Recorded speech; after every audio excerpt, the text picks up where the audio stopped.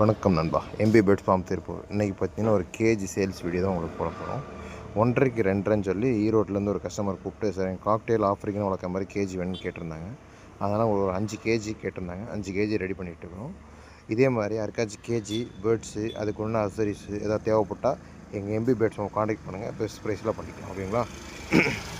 அதே மாதிரி திருப்பூர் லோக்கல் இருக்கவங்களுக்கு யாருக்காச்சும் கேஜி செட் பண்ணணுன்னாலும் கூப்பிடுங்க.